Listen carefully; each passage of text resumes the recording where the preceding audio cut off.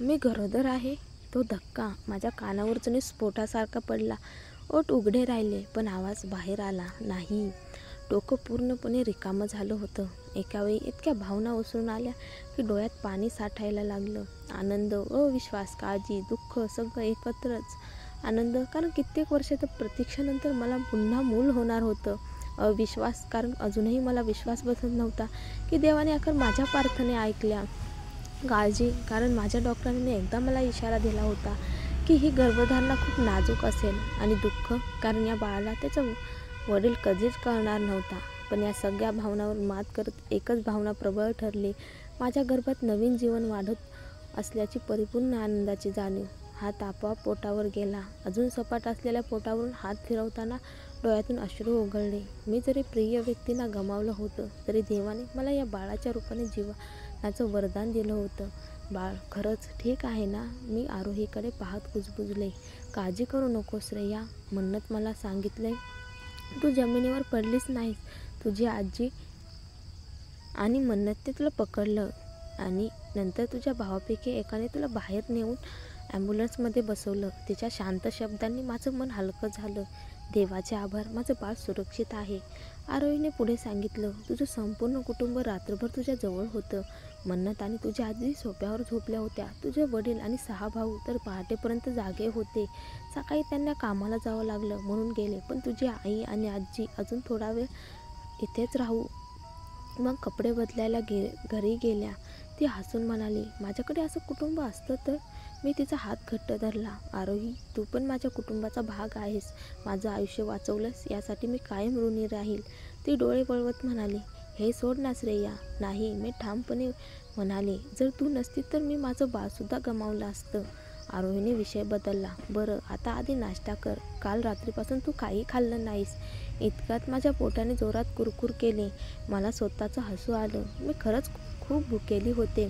आरोहीने उठून सांगितलं, मी स्टाफला नाश्ता आणायला सांगते. आणि ती खोलीबाहेर गेली.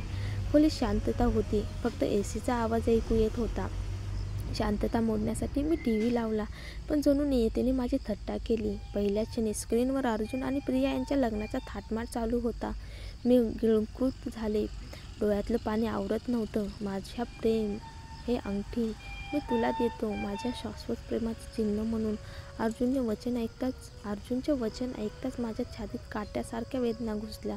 तो प्रियाच्या हातात अंगठी घालत होता, तिचा घूंगट काढत होता आणि मग तिला किस देताच माझं हृदय तुकडे तुकडे झालं. अश्रू गालावरून ओघळले. मला कधी वाटलंच नव्हतं की प्रिय पुरुषाला दुसऱ्या स्त्रीशी लग्न करताना पाहणं इतकं असह्य ठरेल.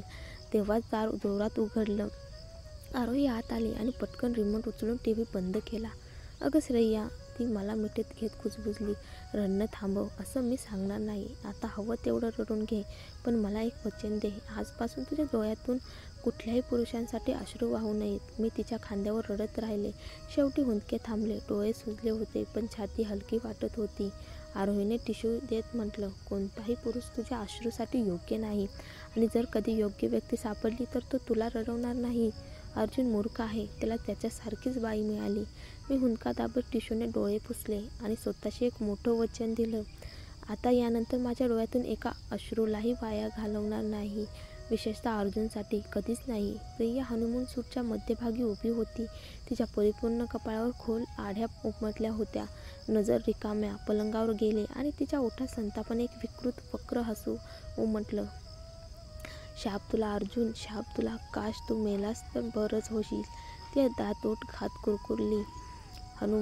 हनीमूनचा 5वा दिवस होता आणि 5व्या दिवशी सुद्धा तो तिच्या नकळत खोलीतून पळून गेला होता. ती संतापाने कपाटाकडे झेपावली. दार फाडून उघडताच तिला समोर रिकामं कपाट दिसलं. अर्जुनचे कपडे गायब होते. खालच्या बाजूला सुटकेस आहे का ते पाहण्यासाठी ती पलंगाजवळ वाकली. पण तिथेही फक्त पोकळी होती. तो तिला सोडून गेला होता आणि आपलं सगळं सामान घेऊन रागाने थरथरत ती मिनी बारजवळ गेली. हाताला जे पाहिलं आलं ते उचललं आणि भिंतीवर आपटलं. महागड्या वाईन ग्लासचे तुकडे तारेसारखे पसरले. शाप तुला अर्जुन, तू मला का नाही प्रेम करू शकत? एकामागून एक ग्लास भिंतीवर आपटून ती वेडीसारखी किंचाळत होती. पण तरीही तिच्या छातीतला संताप शांत होत नव्हता. तिचे मोठे रक्ताळेपर्यंत तिने बारकावून मिस्टरवर आपटल्या, पण दुःख आणि राग अजूनही पेटतच होते. श्रेया गेली तरीही अर्जुन तिच्याच प्रेमात कैद होता. तिने जसं केलं तसं करून त्याला विवाहबंधनात अडकवलं खरं, पण त्याचं हृदय अजूनही त्या बाईचंच होतं. अर्जुनला सुमन आणि त्यांच्या वडिलांनी जबरदस्तीने लग्न लावून दिलं होतं. बदल्यात कंपनी आणि हॉटेल त्यांच्याकडे येणार होतं, अन्यथा सगळं अश्विनकडे जाणार होतं. प्रियाने जबरदस्ती केली म्हणून तो तिचा झाला, पण पहिल्या दिवसापासूनच त्याने स्पष्ट सांगितलं, तुझं आयुष्य मी नरक बनवेन, जसं तू माझं बनवलं आहेस. रागाने थरथरत प्रियाने किंचाळून म्हटलं, सगळं तुझ्यामुळे आहे श्रेया. थकून ती बारस्टूलवर कोसळली. हातातली महागडी वाईनची बाटली भिंतीवर आपटली. लालसर द्रव्य पांढऱ्या भिंतीवर रक्तासारखा सांडला. कारच्या चाव्या उचलून ती दारातून बाहेर पडली. 1 तासाने ती आपल्या आलिशान घरात पोहोचली. तो कुठे आहे? तिने नोकराणीला विचारलं. वरच्या खोलीत आहे मॅडम, नोकराणीने मान खाली घालून सांगितलं. प्रिया जिना चढून गेली. दार उघडून आत पाऊल टाकलं तर छोटासा मुलगा बेडच्या कोपऱ्यात बसून थरथरत होता. दिव्यांश, दिव्यांश. तिचा आवाज ऐकून मुलाचे डोळे विस्फारले. भीतीने त्याचे छोटेसे शरीर आकसले. आई आली आहे, ती हळूवार कुजबुजली. नाही, आई नाही. मुलाच्या थरथरत्या आवाजात शब्द बाहेर पडले. क्षणात प्रियाचा चेहरा राक्षसी विकृतीने बदलला. तिने मुलाचे खांदे पकडले आणि झपाटल्यासारखं हलवू लागली. मीच तुझी आई आहे. तुझी खरी आई मरून गेली. मीच मारली तिला. जर पुन्हा मला आई नाही म्हटलंस तर तुला शिक्षा करीन. मुलगा गप्प बसला. फक्त अश्रू वाहू लागले. थोड्या वेळाने तिचा राग शमत गेला. तिने मुलाची हनवटी वर केली आणि थंड नजरेने त्याच्याकडे पाहिलं. श्रेया, आता नाहीये. तू माझा आहेस आणि तुझा बापही. तुला आवडो किंवा न आवडो, मीच तुझी आई आहे. त्याला सोडून ती उठली, पण निघताना त्याच्या गालावर जबरदस्तीने किस घेतलं. नंतर आपल्या खोलीत परत आल्यावर तिने सर्वात आकर्षक नाईट गाऊन घातलं, परफ्यूम फवारलं आणि मोबाईलवर एक नंबर फिरवला.